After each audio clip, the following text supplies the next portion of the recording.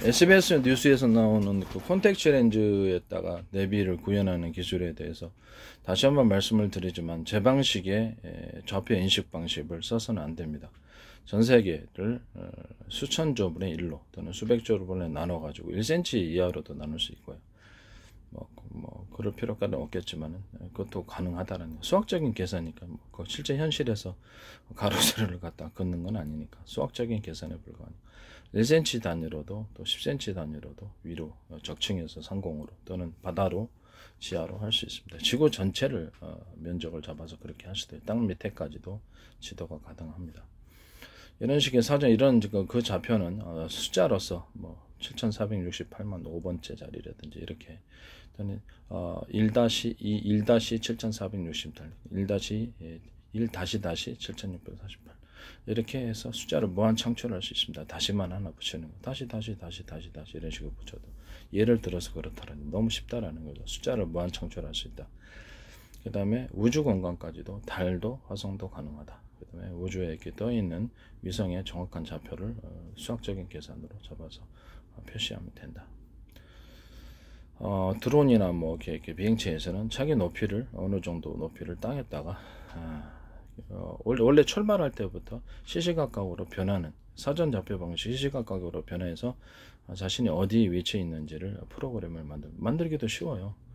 그러면서 자신이 어디 위치인지 정확히 압니다. 그래서 상대방 나와 상대방의 어떤 전투기나 또는 드론이나 이런 목표물이 있다 그러면 위에 있든지 아래에 있든지 쏴가지고 삼각형 형태로 여기 있다면 이렇게 쏴가지고 삼각형 자신의 높이를 계산할 수 있습니다. 아래로 사실은 이제 사전 그 좌표가 정확히 인식이 돼 있으니까 시시각각으로 이렇게 움직일 때 자동 계산된다는 거죠.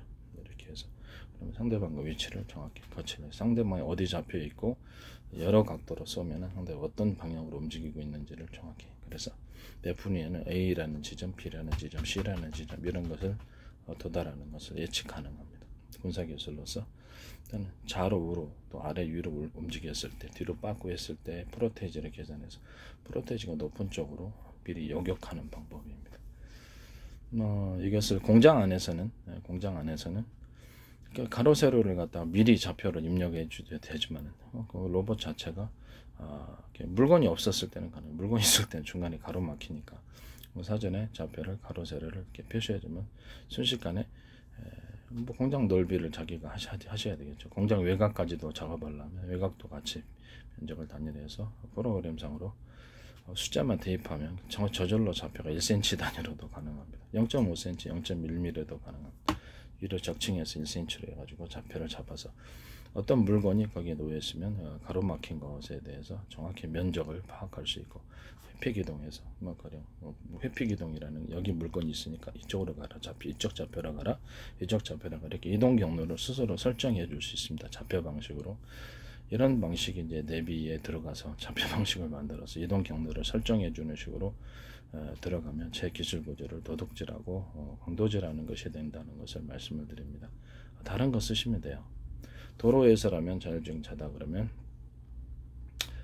가로 세로 높이까지도 그 물체를 정확히 인식하고 면적까지도 계산할 수 있습니다. 높이까지도 해서 그래서 그 회피기동을 이렇게 할 수 있어요. 그래서 드론도 그렇고 자율주행 공장 안이든 어떤 로봇든 어떤 시설물 건물 안에서도 정확히 면적을 살펴보서 자신이 가능한 경로가 있잖아요. 복도다 그러면 이렇게 복도가 계속 건물 안에 있잖아요. 복도 밖으로 나가서 할 수는 없으니까 가능한 이동 경로를 사전 설정을 해주고 그 안에서 이렇게 움직이는 이쪽은 가능하다 이쪽은 가능하지 않다라는 것을 표시해야 됩니다. 도로에서도 이쪽이 움직일 수는 있지만 건물이 막혀 있으니까 이쪽은 가능한 도로 이렇게 예상 그 옆에 도로가 있는데 옆에 우회로 해서 도로 들어갈 수 있고 골목길도 있다 그러면 이쪽 길로 들어갈 수 있겠죠. 가능한 경로를 설정해 주는 거예요. 가능한 경로와 가능하지 않는 경로를 현실 속에는 그러니까요.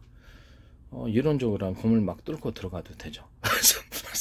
그렇지만 실제 현실에서는 도로가 있으니까 그랬더니 큰일 나죠. 사고 나니까.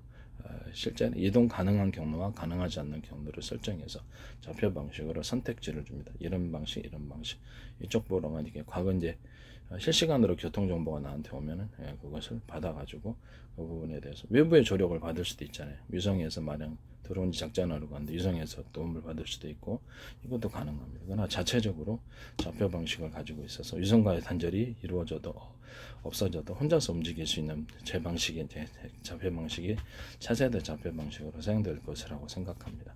이건 이제 콘택트 렌즈 끼자 내비가 로봇의 무슨 그 시각 처리에서 정보가 이렇게 나오겠죠. 콘택트 렌즈처럼 그 방식을 하셔서 사전 좌표 방식으로 자신을 기점으로 해서 전파를 쏴가지고 거리를 측정한 흉파가 됐든 뭐 적외선이 됐든 레이저가 됐든 초음파가 됐든 어떤 형식의 것이 됐든 거리를 사방으로 이제 쏜다는, 사람이 인식하는 것처럼 360도로 쏴서 물체를 파악한다는 거죠.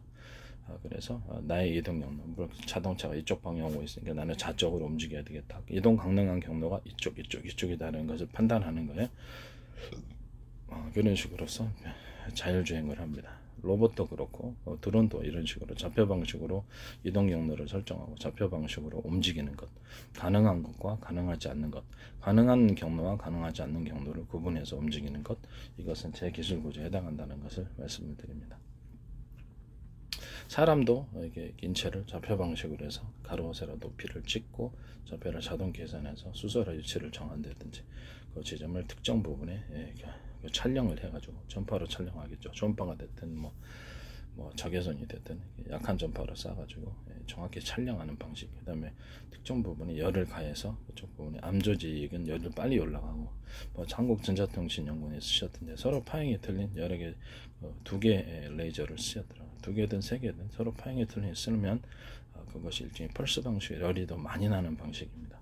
이 방식을 쓰셨기 때문에 제가 그 기술 구조를 제가 알아낸 것이라서 그것은 제 기술 구조를 침해했다라고 다시 한번 말씀드립니다. EUV 장치에서도 서로 파형이 틀린 레이저를 하나의 고경으로 쏘면 작업이 잘 안 되지만 여러 개를 미세한 것을 쏘면 그때마다 열을 틀리게 조사할 수 있습니다. 두 개를 쏘든지 세 개를 쏘든 네 개 쓴 미세한 그 구멍을 통해서 열을 갖다 모아주는 방식으로서 열을 마음대로 조절할 수 있는 거죠.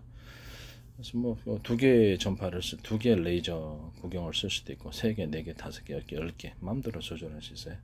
그래서 필요한 대로 열을 인위적으로 통제할 수 있다는 점에서 매우 중요한 부분이라고 생각합니다. 그러니까 서로 구경이 틀린, 파형이 틀린 레이저를 쏘면은 것이 보다 더 강한 융합 에너지가 생겨 강한 열이 발생합니다. 그래서 5개 쓸 거 2개만 써도 된다든지 이런 3개 쓸 거 1개, 2개만 써도 된다, 이런 현상이 일어나는 거죠. 그럼 매우 경제적이겠죠. 정확한 가공이 가능한 거죠. 그죠? 각도라는 게 있었어요. 각도라는 게 초점 방식으로 맞췄는데 이렇게 서로 파형이 틀리고 구경이 틀린 것을 합쳐주면 원래는 3개, 4개, 5개 써야 되는데 각도가 안 맞아요. 각도가 안 맞아가지고 열을 할 때 엉뚱한 부분이 깎인다든지, 그럼 정밀 가공을 할 때는 딱 2개만 하면은 그 지점의 각도도 맞고, 그래서 그 부분을 정확히 열을 가야 되는데 일반적인 똑같은 사이즈의 레이저 구멍이 했더니 열이 안 돼요. 열이 안 돼서 틀린 사이즈의 레이저 구멍을 써가지고 했더니 원하는 열이 보다 강하게 생겼다. 이게 제가 서로 파형이 틀린 이렇게 전파를 결합을 해놓는데 서로 굵기가 틀린 전기를 후리선을 결합을 했는데, 이렇게 되면 펄스 방식의 이런 파동 방식의 에너지가 나타나기 때문에 강한 에너지가 구현된다고, 레이저도 똑같다고, 그래서 레이저도 서로 구경이 틀린 것을 초점으로 융합을 시켜놓으면 강한 에너지가 발생한다고 얘기했었죠.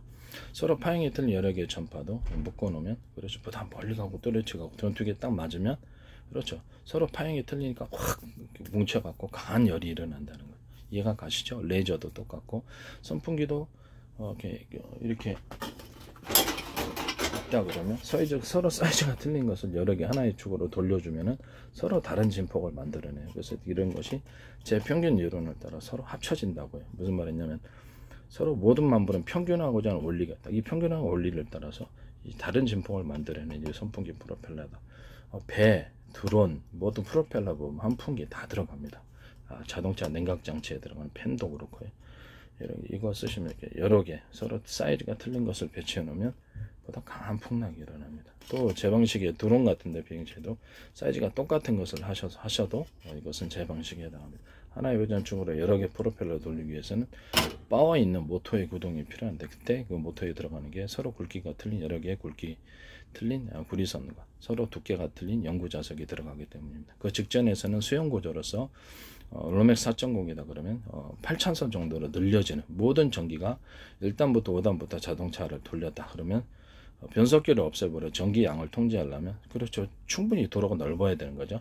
그래서 로맥스 4.0이다 그러면 그건 8개로 만들어 준다든지 해가지고 전기를 1단부터 2단 3단 4단 5단 자동차를 얘기하자면 이렇게 속도를 높일 때는 보다 많은 전기를 수용할 수 있기 때문에 수용 구조를 넓혀주는 거예요. 이런 방식으로 만드시면 전석이 없는 방식이에요. 인류 역사상 처음으로 제가 만들어낸 것이라서 수용 구조를 넓혀준다. 그 다음에 뭐 로맥스 4.0 이렇게 전기차다 그러면 배터리 저기 현재 있는 리튬이온 배터리를 격벽 처리해가 8개로 정도로 분할을 하고, 몇 개로 분할하시는 회사 마음에 원도 이상 감지는 이것을 원도 이상 감지와 비상배를 올려주고 비상 경고도, 그래서 문제 있는 부분은 폐쇄해서 산소를 차단시켜서 산소가 안 들어감으로써 발화가 되지 않게 하는 방식입니다.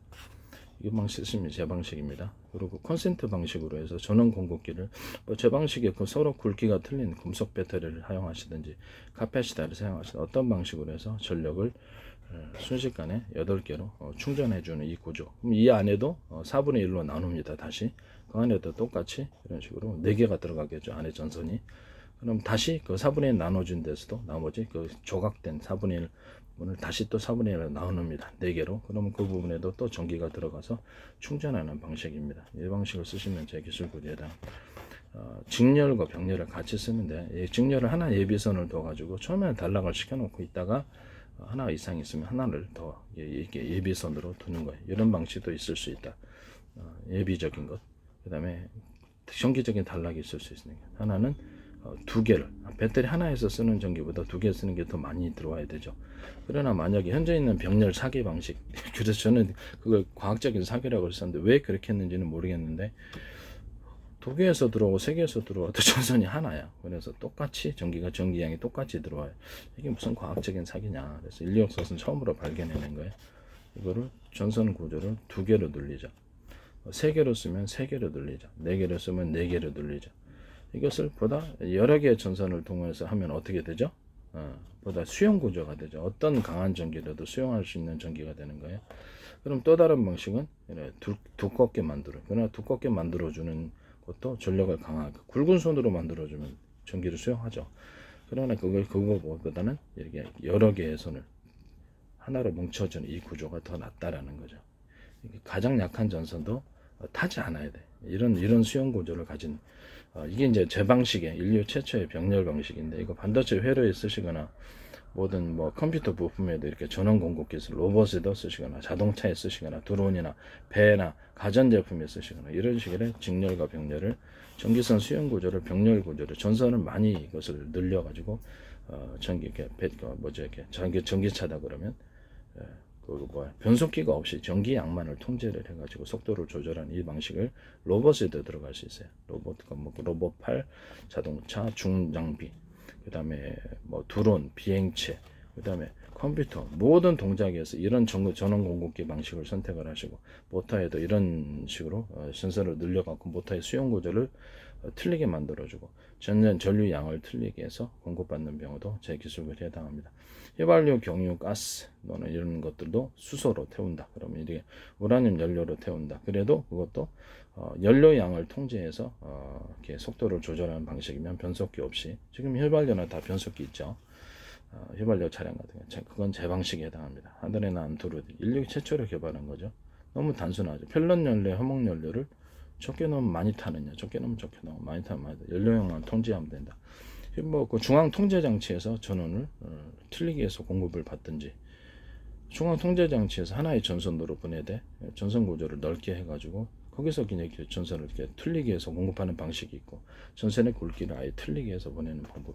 전선의 굵기 아니라 전선을 여러 가닥으로 만들어서 전선을 충분히 강한 전력이 들어와도 수용할 수 있도록 그런 것으로 이렇게 만들어 놓으시면 제 기술구조에 해당한다는 걸 말씀드립니다. 모터 이제 들어가는 선도 그렇고 전원 공급기도 이 방식, 모든 전기선 방식은 이 방식을 사용하십니다. 전기선의 모터나 어떤 전기선은 인위적으로 동그랗거나 두툼한 부분, 그러니까 기존의 두께보다도 두툼한 부분을 만들어서 네모나거나 뭐 형태는 수백 가지예요. 그걸 일일이 막을 수는 없습니다. 그래서 이렇게 해서 인위적으로 전력을 증폭시켜주는, 이게 콘센트도 되고 배터리도 되고 전봇대 형식이 되는, 전력을 증합시키는 채널. 이거 광섬유에도 이런 형식으로 들어갈 수 있어요. 광섬유에도 동축 케이블도 하나의 선을 이렇게 똑같은 굵기라면 여러 개의 선으로 만들어서 펄스로 신호를 만들어주는 것. 동축 케이블도 하나의 선을 여러 개 서로 굵기가 틀린 걸 만들어 가지고 좀 더 강력한 펄스 방식의 신호 방식으로 바꾸는 것. 광섬유도 똑같은 하나의 굵기라면 똑같은 걸 여러 개 나가지고 신호를 증폭시켜서 펄스 방식으로 신호를 만들어주는 것은 빛을 증폭시킨다는 거죠. 이 광섬유는 하나, 둘, 셋, 넷 서로 두께가 굵기가 틀린 광섬유를 배치해서 좀 더 강력한 펄스 방식으로 바뀌는 것. 이것도 다 제 기술 구조에 해당합니다. 모터 같은 데도 이렇게 모터 가는 구리선에도 동그랗게 네모나거나 이렇게 해서 전력을 증폭시켜주면 좀 더 강력하게 구리선에 그렇게 한다는 거죠. 일어납니다. 그리고 연구자석도 서로 굵기가 틀린 모든 모터에는 서로 두께가 틀린 연구자석이 여러 개의 결합이 들어가고, 연구자석을 만들 때도 서로 대중소액 사이즈를 입자 굵기를 틀리게 해서 연구자석을 만들어주면 보다 강한 연구자석 능력이 나타납니다. 이런 식으로 연구자석을 생산하시면 제 기술 구조를 도둑질하고 측에 가르쳐주면 쉽죠. 누구나 가르쳐주면 쉽답니다. 이렇게 하시면 제 기술 구조에 해당한다는 것을 말씀을 드립니다. 그리고 그 내비게이션이라든 로봇 같은 게 인식을 학습을 시키실 때 AI를 익숙할 때 자율주행 차량이다, 자율주행 로봇이다 그러면 사람, 또 신호등, 보도블록, 건물의 크기 이런 것들, 그 다음에 가로수, 그 다음에 이 도로는 폭이 넓다, 좁다, 이렇게 다음에 사람이 일어났을 때는 그걸 전부 다 번호로 표시하는 거예요. 사람은 몇 번, 가로수는 몇 번, 신호등 몇 번, 빨간불은 몇 번, 이렇게 파란, 그다음 빨간불, 그다음에 그런 식으로 파란색은 이렇게 그 초록색은 몇 번 이런 식으로 해가지고 그런 표시를 신호로 이제 숫자로 다 표현을 하고, 그에 따라서 우리가 좌표 방식으로 해서 이 차량이 나타났을 때는 이렇게 날 때가 좌로 운동한다, 우로 운동한다, 이렇게 좌표를 이동 경로를 설정해 두듯이 사람이 나타났을 때는 이쪽으로 어느 정도 속도를 감속하여서 그 앞에서 충분한 지점에서 멈춘다라는 명령을 A 좌표에서 멈춘다라고 계획을 잡고 움직여주는 거예요. 그런 식으로 어린아이다, 어린이다, 그것도 번호로 표시해서 이건 어린아이군, 이거는 할머니군, 할아버지군, 아저씨군, 그 다음에 이거는 강아지네, 이렇게 하면서 그것을 인식해서, 강아지 무조건 치고 할 수는 없잖아요, 그죠? 동물에 이렇게 인식해서 그것에 대해서, 그럼 내가 이 A 지점으로 움직여야 되나, G 지점 이쪽으로 가서 멈춰야 되겠다, 이런 것을 신호를 명령어를 주는 거예요. 그럼 그 좌표 앞에서 멈추겠죠. 건물이 있다, 그러면 건물은 이동 가능하지 않는 지역이다, 그러면서 이동 가능하지 않는 곳으로 인식을 학습을 시켜주고, 뚫고 들어가면 안 되잖아요, 사고 나잖아요. 그러면 가능한 이동 경로, 도로를 통해서 하든지 또는 도로가 없는 지역도 가능합니다. 도로가 없는 지역도 이거는 이쪽은 달릴 수는 있으나 이게 비탈길이어서 굴러 떨어질 위험이 있고 프로테이저로 위험도를 체크해 주는 거예요. 그것도 학습시켜야죠. 그 다음에 그것을 이동 가능한 경로 또는 최적의 경로, 이동 가능하긴 하나 보다 최적의 경로를 찾아서, 이쪽 부분은 보니까 다닐 수 있어요. 저쪽은 절벽이 있는 것 같아. 절벽이 있는데 그 무조건 직진하면 어떡합니까? 떨어지죠. 그러니까 절벽을 인식을 해서 도로가 없다, 저 측면을 멀리 했더니 앞에 길이 없어. 그러면 이거를 어떻게 해야 될 것인가. 도로로 달리는 게 좋으나 도로가 없는 지역에서도 내비가 도로 없는 제 좌표 방식은 된다는 거죠. 이렇게 그 학습을 시켜주는 거예요. 사람이었을 때, 가로수였을 때, 건널목이 있었을 때, 자동차 이런 것들을 학습을 시켜서 번호로 다 인식을 시켜주고, 그에 따라서 자신의 이동 경로와 어떤 행동 요령을 거기다가 그렇게 명령어로 설정해 주는 거죠. 이런 방식을 통해서 하시면 제 기술 구조가 됩니다.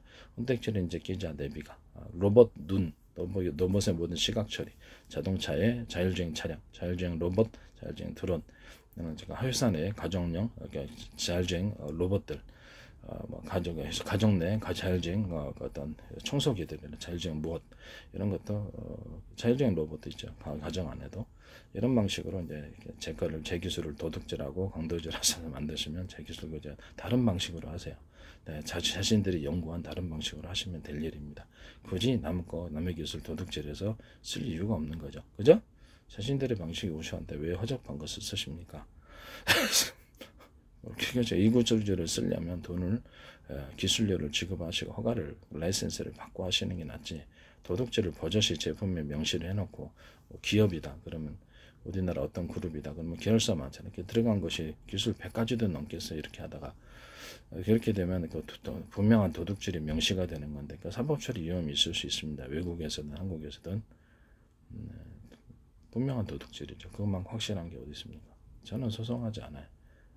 왜 내 기술이 거기 있고 내가 왜 그쪽 기업의 기술을 어떻게 아냐라는 거죠.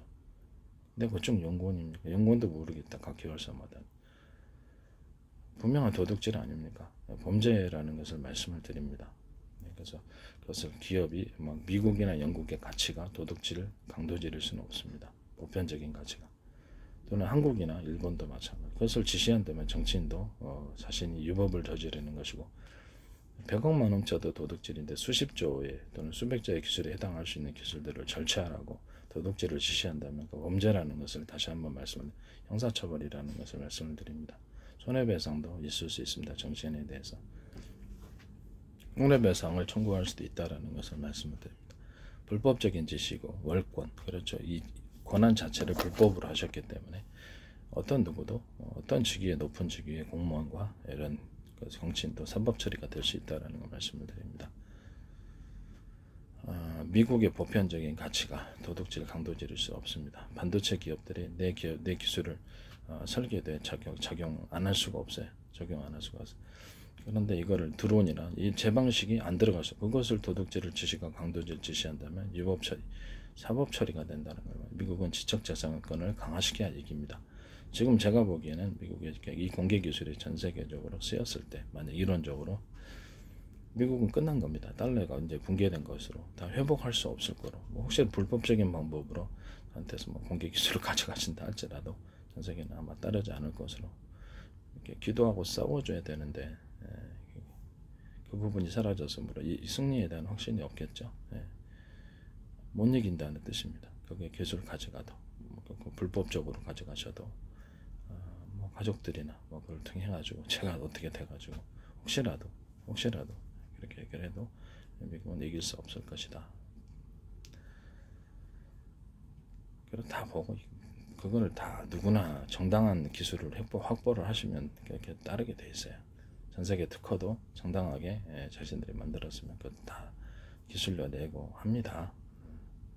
ARM도 자기들이 지적재산권을 발표를 지적정 해가지고 그 기술력 걷어들이고 있잖아요. 그죠? 도둑질은 도둑질인 것이고 강도질은 강도질인 것입니다. 그걸로 한 국가가 전체를 도둑질, 강도질에 나선다. 야, 이게 진짜 너무 어이가 없지 않습니까? 그럼 범죄고 그런 식으로는 패배할 수밖에 없습니다. 공개 기술이 전 세계에 가득하면 정부 차원에서 국가 차원에서 기술자 불러갖고 시설 만들어서 합니다. 인도도 스마트폰, 반도체, 휴대폰, 가전 모든 거 다 만듭니다. 로봇도. 브라질은 안 만들겠습니까? 동남아시아는 국가 차원에서 안 만들겠습니까? 싱가포르 같은 작은 약속 국가 차원이면 그렇죠. 어떤 기술, 공개적인 기술이 나왔다 즉각 다 만들어 버립니다. 왜냐하면 기술 구조가 너무 쉬우니까. 그럼 어떤 누구에게 특허를 줘야 될까요? 우리나라 같은 데는 수출 자체가 끝나는 겁니다. 어디든 수출할 데가 없어요. 각 나라의 것은 각 나라가 자체적으로 자기들이 만들었습니다. 저가 중가라도. 그러면 수출 고가만 할 건가요? 수출 자체가 안 돼요. 끝난 거라고. 미달러 구조가 무너졌다고 생각합니다. 공개적으로 기술을 확보하셔서 지적재산권을 강화시켜 세관에서 지적재산권 위반 물건을 차단시키고 이런 방법을 통해서 통제할 수 있습니다. 전 세계를. 제 거 안 쓰시면 돼요. 인류 역사의 패러다임을 바꿀 수 있는 기술들이 가득합니다. 저는 이제 그렇게 생각합니다. 그렇게 생각하든 말든 상관없잖아요. 실제 그렇다고 생각합니다. 제 의학도 제 기술 구조 나가면 전 세계 제약회사 파산입니다. 이 기술도 전 세계에서 공개적으로 아이디어라고. 근데 어떻게 해서 그걸 만들까요? 구체적인 기술을 설명하고 있고 매우 쉽게 설명하고 있어서 누구나 국가 차원에서든 기업 차원에서든 큰 기업 차원에서 들으면 기술자 초빙해서 그냥 만들어 버리면 됩니다. 너무 정확합니다. 기술이. 하나하나가 다 구체적 굉장히 눈이 뒤집힐 만한 그런 기술들이 가득합니다. 그러니까 제 거를 쓰는 거겠죠. 자기네 거 안 쓰고. 상대적으로 그렇죠. 기술이 차이가 너무 크게 나니까 어쨌든 간에 제 기술이 여러 군데에서 도용되고 있는 것을 현재 보고 있고 개인적으로는 소송하지 않는다. 그래서 저한테 기술이 사신 분들이 소송할 것이다 라고 생각합니다. 도덕질과 강도질이 전세계 보편적인 가치일 수는 없습니다. 그걸 지시하는 정치인도 유법행위, 사법 처리될 수 있고 $달러가 붕괴되도록 공개기술로 가게 되기를 유도하는 그런 정치인도 국가반역죄에 해당하는 거죠. 그죠? 분명하게 미국을 적대하고 영국을 적대하고 그건 이스라엘 유대인들 적대하는 거겠죠.